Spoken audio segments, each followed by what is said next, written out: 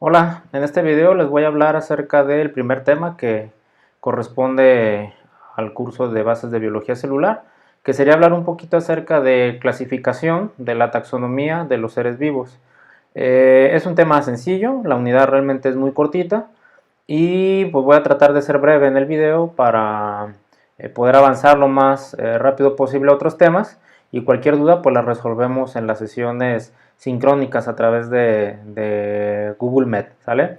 Eh, entonces les decía, lo que vamos a ver hoy es clasificación de los seres vivos, que sería un poquito de historia, y luego hablamos de ya algunas cuestiones que tienen que ver con pues cómo es esta clasificación de los seres vivos, ¿sale? Entonces vamos empezando con eso.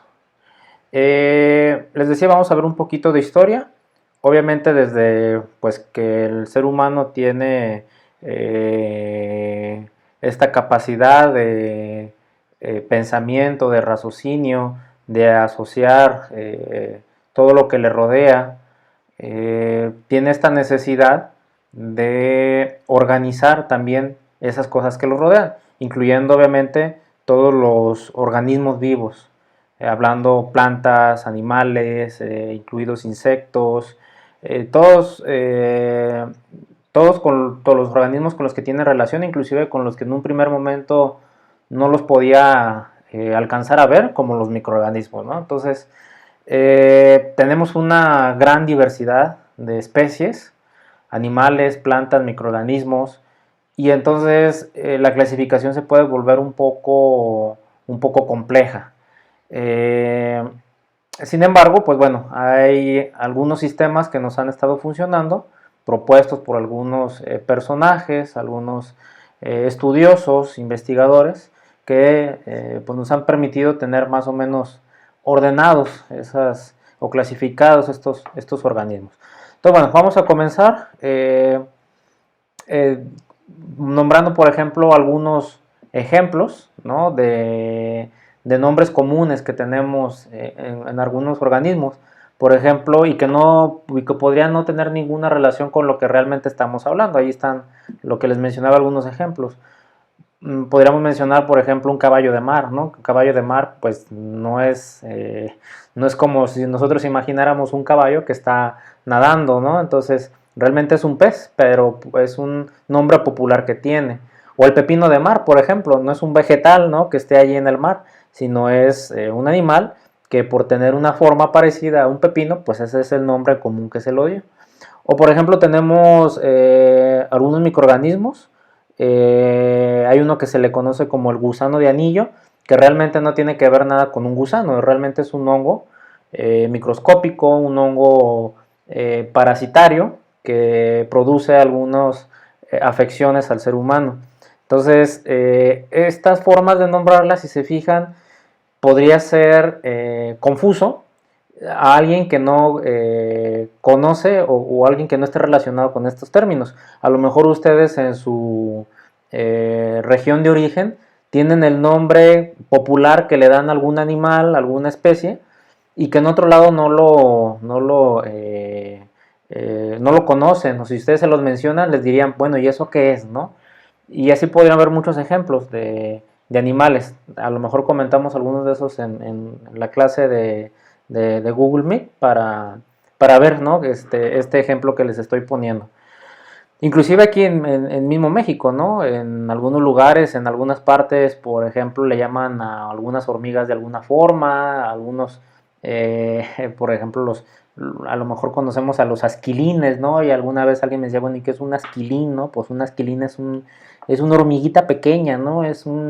No sé qué nombre de ustedes lo conozcan o qué nombre sepan que se le da en otra parte, ¿no? Pero, o por ejemplo las chicatanas, ¿no? Las chicatanas que son unas hormigas, bueno, yo las conozco como unas hormigas grandes, con alas, y entonces a lo mejor en otro lugar, en otra región, inclusive les decía del país, pues no saben a qué es lo que me estoy refiriendo, ¿no? Entonces, por eso surge estas cuestiones de la clasificación y el de nombrar las especies de una forma uniforme para que en todas partes se entiendan, ¿no? Y entonces esos son los nombres científicos, que ahorita más adelante vamos a ver cómo se nombran a las especies con esos nombres científicos. Hay ciertas reglas que siguen, pero al hablar con un nombre científico de una especie, garantizamos que en cualquier parte del mundo pues nos puedan entender.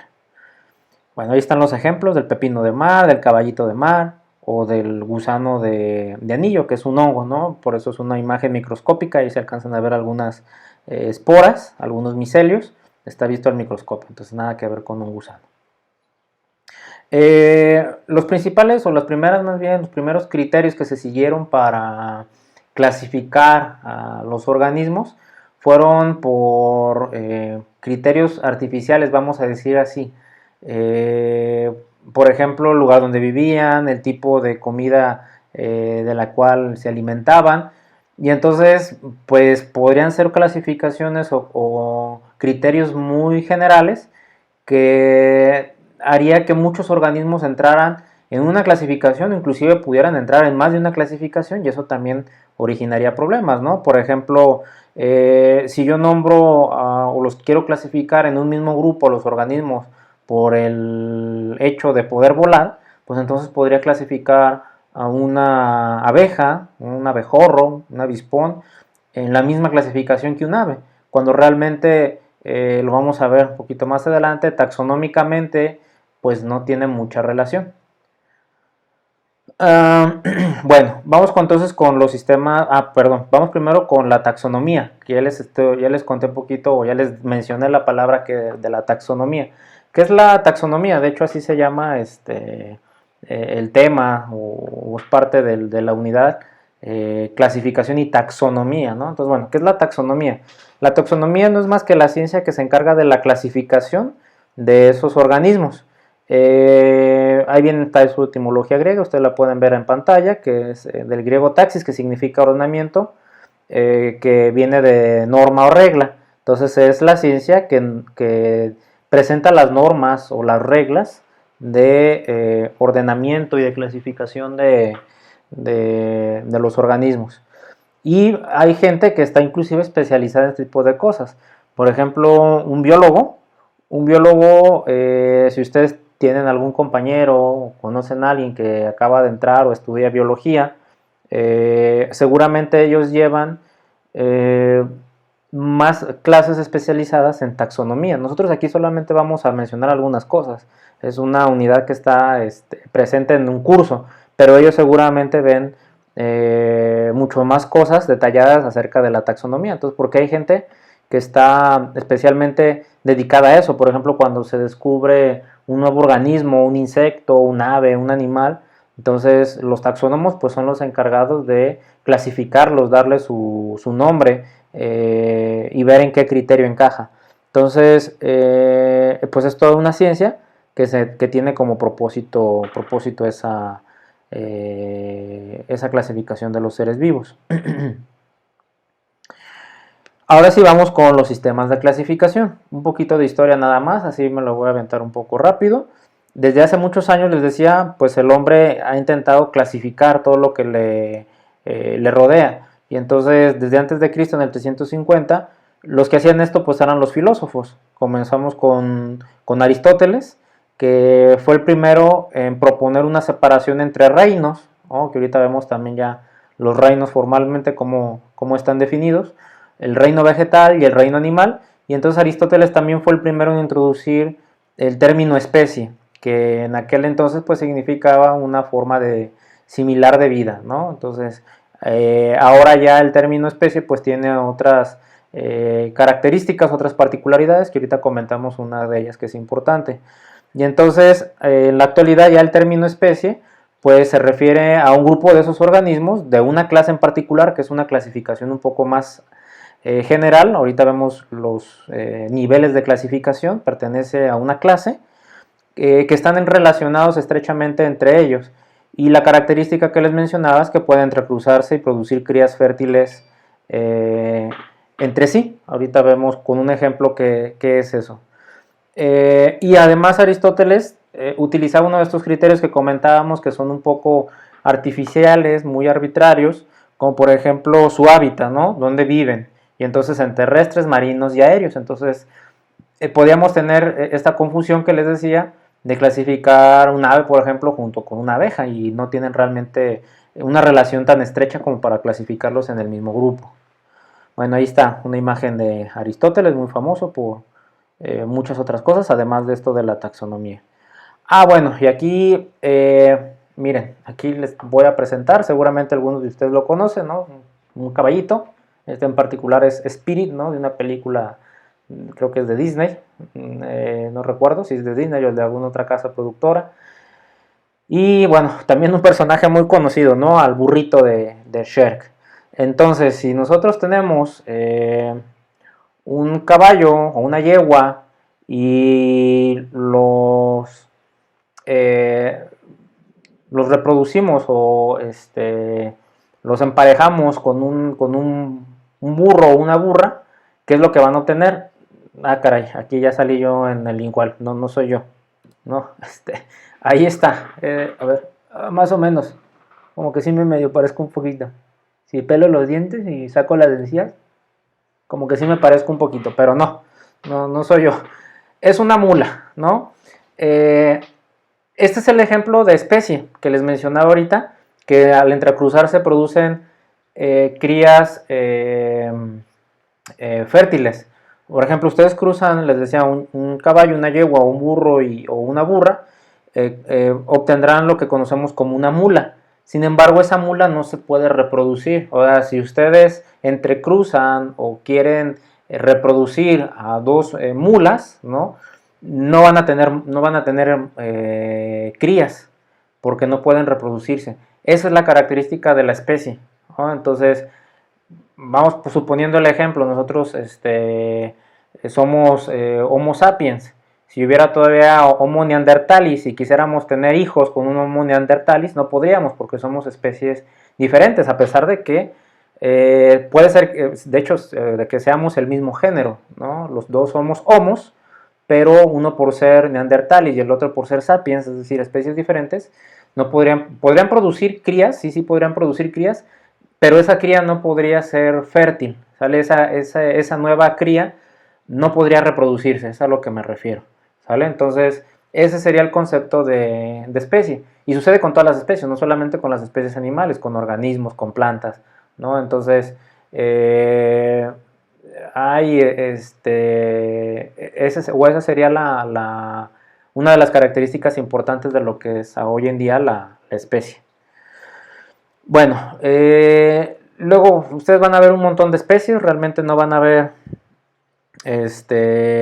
voy a poner un poquito aquí en cámara, ustedes no van a ver realmente muchas especies. Su principal especie de estudio, pues una de ellas obviamente es el Homo sapiens, ¿no? El hombre, pero donde van a poder ver un poco más de especies, una variedad de especies, es en microbiología, ¿no? Porque van a ver muchos microorganismos y entonces ahí van a ver diferentes especies de microorganismos, tanto patógenos como benéficos. Van a ver también en algunos casos, en alguna materia, van a llevar parasitología, entonces también van a ver ahí algunas especies de parásitos, ¿sale? Entonces, bueno, no es como los biólogos nuevamente, que pues ellos ven una variedad más extensa, no es un campo de aplicación más general, vamos a decirlo así, más extenso, en donde ven, les decía, desde la taxonomía hasta en general, pues algunas plantas, algunos animales, etcétera, ¿no? Entonces, ustedes donde más van a ver una variedad de especies principalmente es en las clases de microbiología. Bueno, continuemos. Luego viene, después de Aristóteles, viene otro filósofo que es Teofrasto. Teofrasto, de hecho, fue discípulo de Aristóteles, continuó pues con sus estudios, obviamente, y empezó a depurar un poquito este sistema de clasificación. Y entonces, por ejemplo, las plantas, además las empezó a clasificar por sus hábitos de crecimiento, que es algo que hasta la fecha se mantiene. Por ejemplo, o más o menos se mantiene, que por ejemplo clasificaba a las plantas que no tenían tallo leñoso como hierbas, a los que tienen muchos tallos leñosos como arbustos, y los que tienen un solo tallo leñoso principal como árboles. Y les digo, pues es la clasificación que seguimos, ¿no? Ustedes no le llaman un árbol a un arbusto, por ejemplo, o si ustedes ven pasto, no les dicen, es que ese árbol, pues no, es pasto, es hierba. Entonces, más o menos aún mantenemos este sistema de clasificación o esta característica que él introdujo en las plantas. Por eso se mantuvieron los sistemas de Aristóteles y de Teofrasto, se mantuvieron prácticamente durante 2000 años. Les digo, de hecho, todo lo que manejamos hasta unos niveles de clasificación que ahorita vamos a ver, que son las clases, los géneros, inclusive la especie, pues la seguimos manejando en la actualidad. Y ya al final, o en los años recientes, viene otro tipo de clasificación, que es la que vamos a revisar ahorita, que no es excluyente de esta taxonomía de las que nos hablaba Aristóteles y Teofrasto, y de los que nos habla otro personaje ahorita que vamos a nombrar, sino que se complementan, ¿vale? Entonces, ahorita las vamos a ver, las vamos a revisar. Sin embargo, bueno, hubo un problema, digamos, porque, pues hace, vamos a decirlo así, hace muchísimos años, pues el mundo era más pequeño, ¿no? A lo que me refiero con esto es que las personas vivían, pues prácticamente, o su conocimiento del mundo era prácticamente de su lugar más cercano. Bien, bueno, tuve que hacer un pequeño corte, espero no repetir algo que ya dije. Entonces les decía esto de que cuando las personas pues vivían en lugares muy pequeños, pues era fácil hacer esta clasificación. Luego se empezó a hacer la exploración, se empezaron a descubrir nuevos lugares y estos lugares encontraron también pues nuevas especies, nuevos organismos que no conocían antes, y entonces eso comenzó a hacer la clasificación pues mucho más compleja. No nada más ya eran los organismos locales o regionales, sino que había otros, les decía, que eran hasta ese momento desconocidos, y entonces empezó a haber este problema de clasificación. Y entonces pues surge nuevamente la necesidad de ir mejorando este sistema o estas propuestas que hacían filósofos como Aristóteles o su discípulo Teofrasto. Y entonces, bueno, parece que más bien me regresé un poquitín. Viene un personaje que desarrolla más esto de la clasificación, que a lo mejor lo habrán escuchado alguna vez en sus clases de biología durante la preparatoria, que es Carlos Linneo. Carlos Linneo fue un científico sueco que vivió en 1700, ¿no? En la década de los 1700, y entonces él ya asignaba, empezó a clasificar ahora sí, a separar, a asignar a cada reino, ya fuera animal o vegetal, pues un organismo. Y entonces además empezó a hacer una clasificación un poco más detallada, porque empezó a subdividir las categorías o los reinos en categorías más pequeñitas, que es lo que vamos a ver ahorita en un momento. Y entonces ya él, además de reconocer la especie y al reino, también ya metía lo que era el género como una parte de esa clasificación. Y entonces ya había estos niveles de clasificación. La especie, que sería lo más particular, luego el género, hasta el final, pasando por otras clasificaciones, otras subclasificaciones que vamos a ver, hasta llegar al reino, que vendría siendo, dentro de la clasificación de Linneo, lo más general.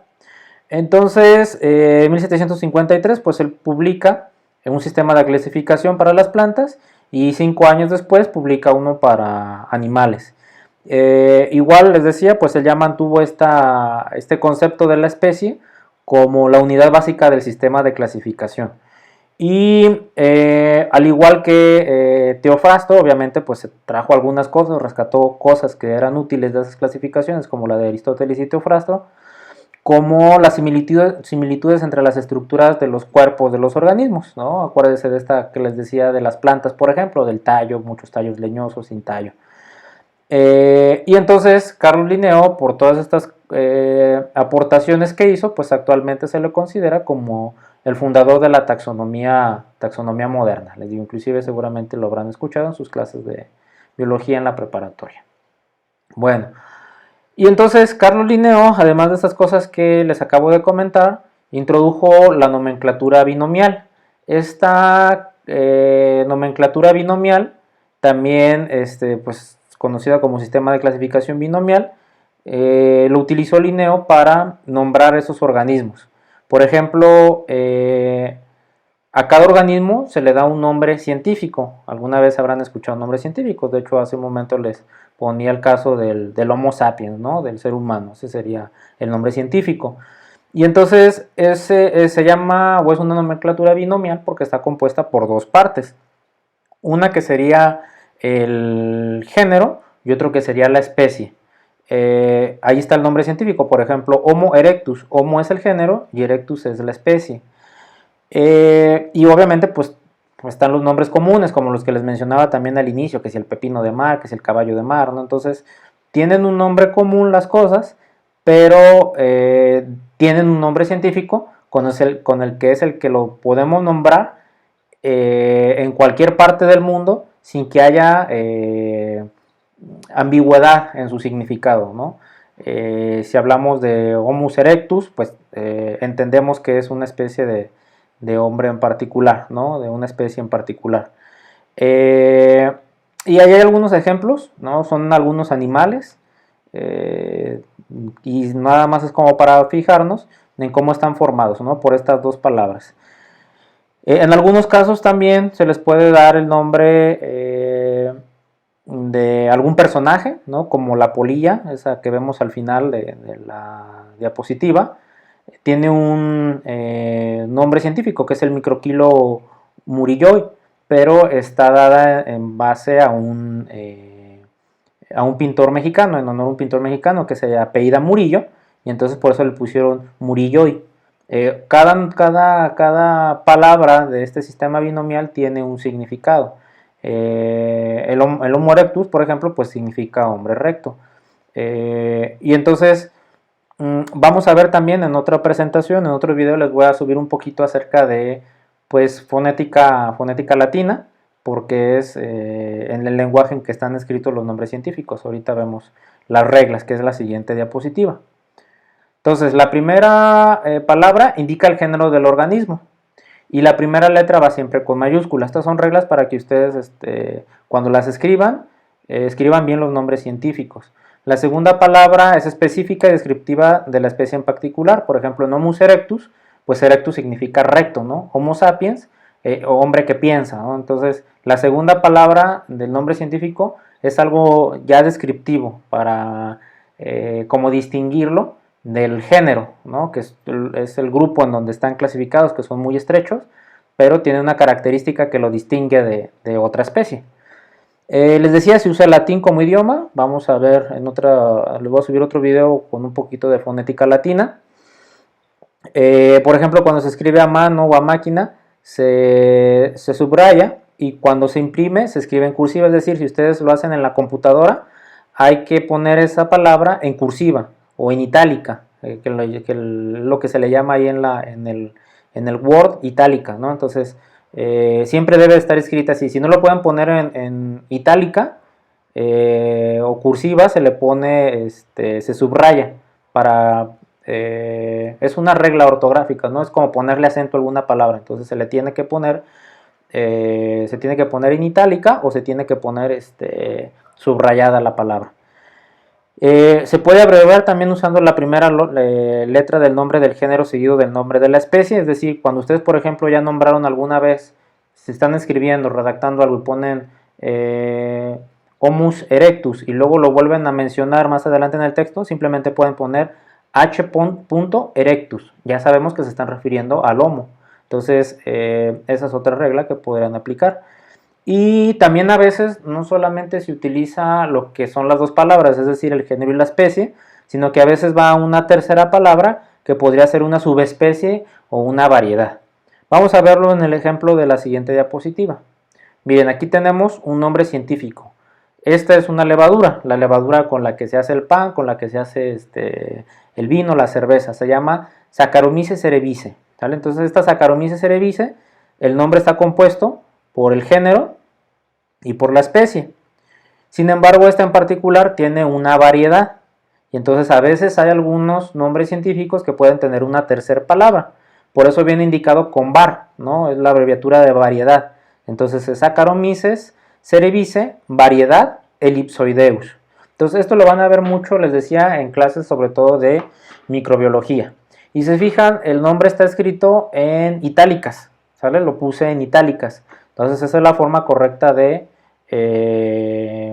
escribirlo, ¿sale? Si ustedes hacen un trabajo, les pido una tarea y viene un nombre científico, me tienen que poner el nombre científico en itálicas, ¿sale? Bueno, ¿cuáles son las ventajas de este sistema de clasificación y de utilizar además el latín como lenguaje para nombrar las especies?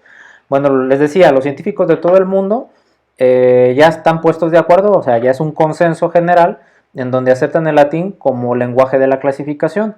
¿Por qué? Porque el latín, al ser una lengua muerta, ya es un idioma estable que no está sujeto a cambios. Entonces se va a mantener estable, vamos a decirlo así, ya no vamos a introducir modismos o cosas. Entonces, por eso los investigadores han preferido y han acordado que pues el latín es la mejor forma.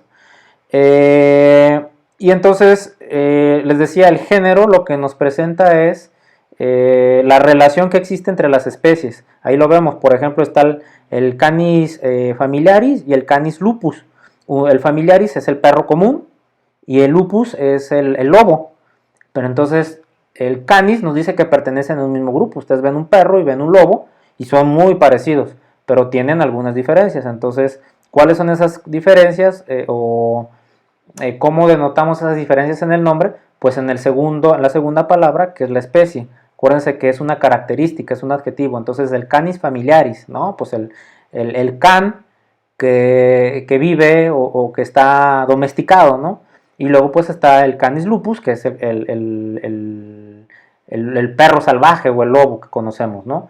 Entonces ese sería el sistema de clasificación, por eso es utilizado, son las ventajas que presenta. Y bueno, eso ya se los dije, de la segunda palabra del latín, que es un adjetivo. Por ejemplo, en el nombre de... Miren, ahí está mal puesto. Por ejemplo, acer rubrum, en el ejemplo, se los debió haber puesto con cursivas, pero pues error mío, no se los puse como cursivas, entonces es necesario ponerlo como cursivas. Entonces, acer rubrum significa arce rojo, porque rubrum, eso significa en latín rojo, ¿vale? Entonces, la segunda palabra generalmente es un adjetivo que describe al organismo, ¿no? Entonces, bueno, vamos a ver más ejemplos. Cuando hablemos un poquito en otro video les decía de fonética latina, otros ejemplos de nombres científicos. Y sobre todo les decía en clases de microbiología, de parasitología, ustedes van a ver un montón de nombres científicos, ¿no? Porque los microorganismos no son como las plantas y los animales que tienen nombres comunes o populares, vamos a decirle así. Hay algunos que sí, pero son muy poquitos, ¿no? Entonces, realmente la única forma en la que se los conoce, pues es con su nombre científico. Entonces, por eso van a ver ustedes muchos nombres científicos cuando lleven ese tipo de materias, microbiología o parasitología. Ok, bueno, vamos a ver qué nos queda entonces. Bueno, creo que sería todo para esta presentación, ¿sale? Esta presentación, que es la clasificación de los seres vivos, es apenas una introducción. En otro video, no quiero hacer los videos muy largos también, porque luego pues mi internet no es tan bueno y entonces tardo años en subir los videos, por eso mejor prefiero hacer videos cortos. En otro video continúo con este tema para hablar un poco más acerca de lo que es la taxonomía, porque hay otro sistema, no es otro sistema de clasificación, pero es un sistema que ya complementa actualmente a lo que Linneo propuso y a lo que hablamos ahorita. Además de que, bueno, voy a hablar más detalladamente de lo que son los reinos, cuáles son los reinos, y ya de los dominios, que esa es la otra parte que les decía que complementa la taxonomía de Linneo. Entonces, pero eso ya lo voy a poner en el siguiente video. Y también no quiero hacer muy largos los videos porque las dudas y las preguntas que pueda haber, y les decía los detalles, prefiero comentarlos o prefiero que los comentemos en una sesión sincrónica a través de las videoconferencias por Google Meet, ¿sale? Entonces, Voy a dejarle este aquí y en otro video continúo con este mismo tema, ¿vale?